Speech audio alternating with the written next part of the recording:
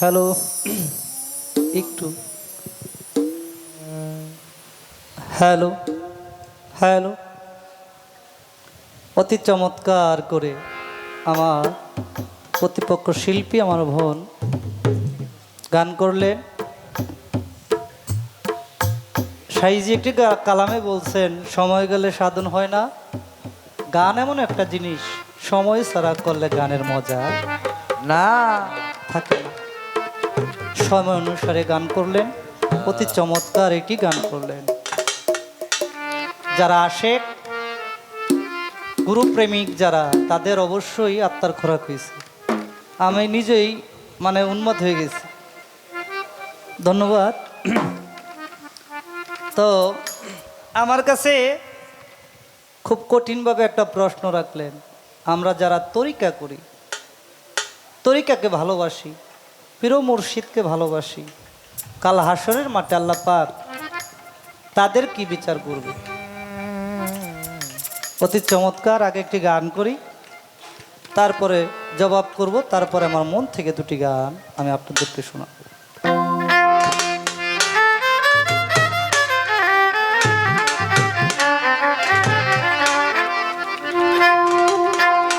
ইমান হারা হইয়া রে দোজকেরি বয়ে রে, কানবে মানুষ হাসরে, কাঁদবে মানুষ হাসরে।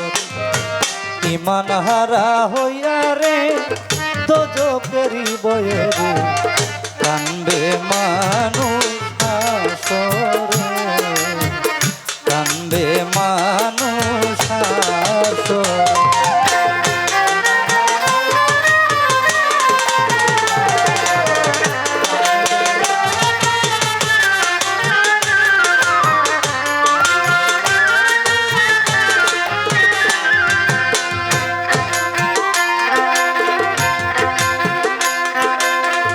উঠিবে গাজা দিয়া সকলেই উলঙ্গ হইয়া, ধ্বনি করিবে হাহাকার সুরে।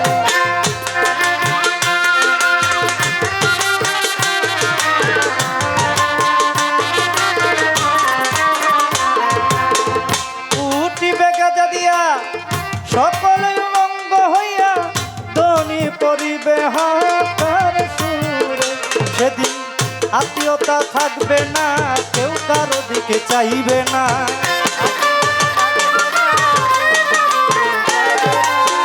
আত্মীয়তা থাকবে না, কেউ কারো দিক চাইবে না, কেউ কালবে না কারো উপকারে, কান্দে মানুষ হাসরে, কান্দে মানুষ হাসরে।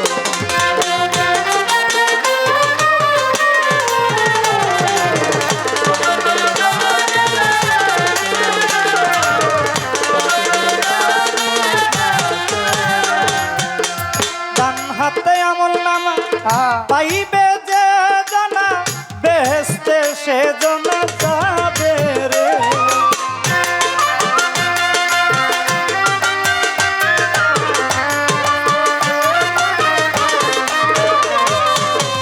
ডান হাতে আমল নামা পাইবে যে জানা, বেহেশতে সে জানা যাইবে রে।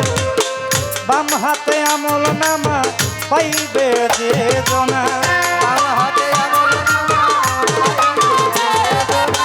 বাম হাতে আমল নামা পাইবে যে জনা, দোজকে সেই জনা যাবে রে, কাঁদবে মানুষ হাসরে, কাঁদবে মানুষ হাসরে।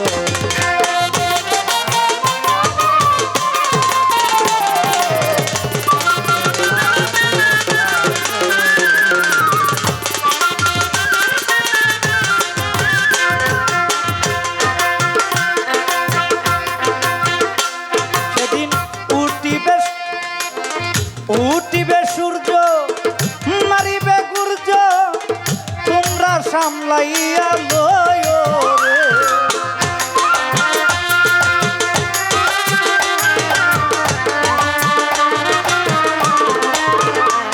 সেদিন উঠিবে সূর্য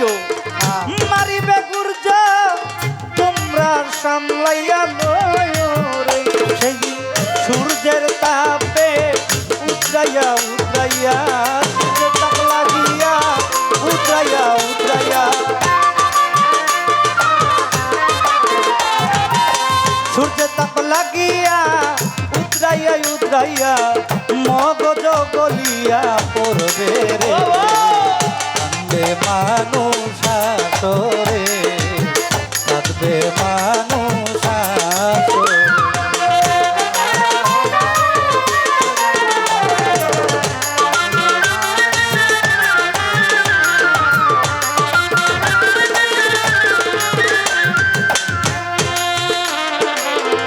সেদিন হইলে সুযোগ নবীজি হইয়া আপন সাফায়াত করিয়া নিবে রে।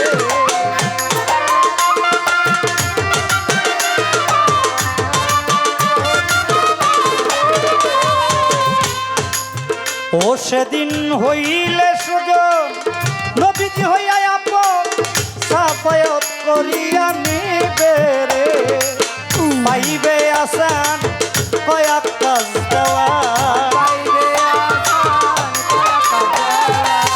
পাইবে আসান কয়াক কাজ দেওয়া হাদিসে রাখা হইছে কান্দে মানুষ আসরে কান্দে মানুষ আসরে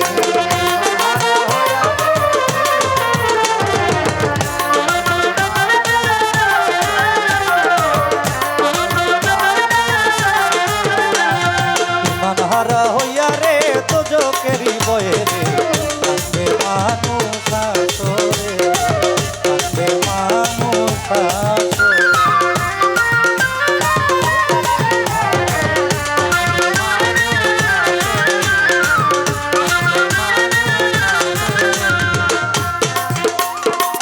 আমার কাছে প্রশ্ন করে ভুলি নাই তাই মনে পড়ে জবাব দিব ধীরে ধীরে আসরে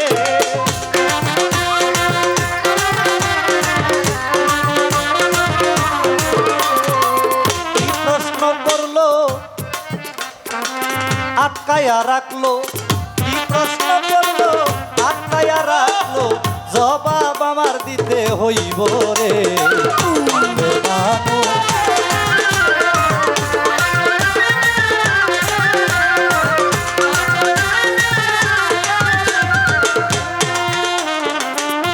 প্রশ্ন কি প্রশ্নটা হলো আমরা যারা তরিকা পন্থীর লোক অলি আল্লাহকে ভালোবাসি অলির পথে চলি নবুয়তি যুগ শেষ আসলো বেলায়েতি যুগ পীর মুর্শিদের যুগ এই যুগে আইসা যারা আমরা এই পথটাকে বাইসা নিচ্ছি চলি তাদের কি হবে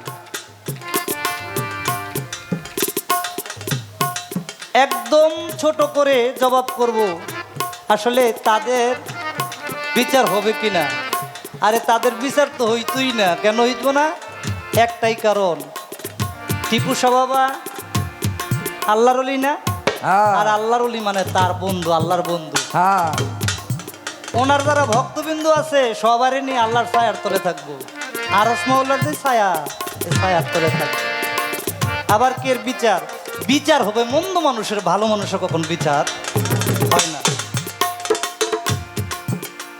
টিপু শাহ বাবার যারা ভক্ত যারা বাবাকে ভালোবাসে ছোট পেটটা আরো একটু কমাও দেখেন টিপু শাহ বাবারা যারা ভালোবাসে তারা জীবনে পারবো না মিথ্যা কথা বলতে যদি গুরু প্রেম থাকে কারণ গুরুর বাক্য কি সর্বপ্রথমে বলবো তুমি মিথ্যা কথা বলো না যদি গুরুর বাক্য মানে তাহলে মিথ্যা কথা বলবে না তো হাসরের মাঠে আপনার জবাব দিয়ে করতে হইব না কারণ আপনার জীবনে মিথ্যা কথা বল নাই একদম সহজ বিষয় এটা বুঝতে পারলে একদম সহজ কেননা যারা টিপু শাহ বাবাকে ভালোবাসে ওনার আদেশ যে মানবে সেই আল্লাহর আরশের ছায়ার তলে থাকবে আরে তাদের বিচার হলো এই যদি আপনি আমার পরে গাওয়ার পরে সময় পান আমি একটা প্রশ্ন রাইখা যাই কি কোন ওনার জবাব তো আমি না ওনার জবাব তো আমি দিছি আমার একটা কঠিন প্রশ্ন আমারও কঠিন প্রশ্ন করছেন না আমি একটা কঠিন প্রশ্ন করে লই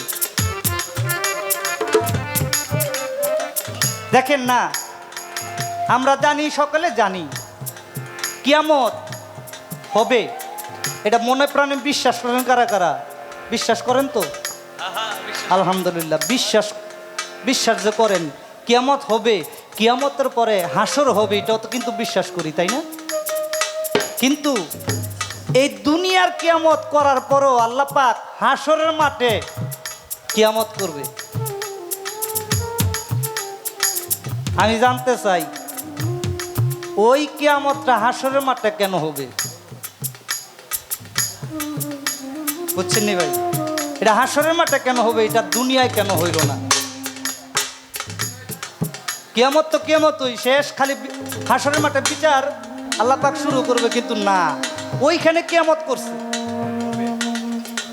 হ্যাঁ, ওইখানে কিয়ামত করছে না, করবে। ওইখানে কিয়ামত হবে। আমার জানার বিষয়, দুনিয়ায় কেন আল্লাহ পাক করে নাই বা দুনিয়ায় কেন করবে না, হাসরের মাঠে কেন আল্লাহ পাক করবে? একটাই প্রশ্ন।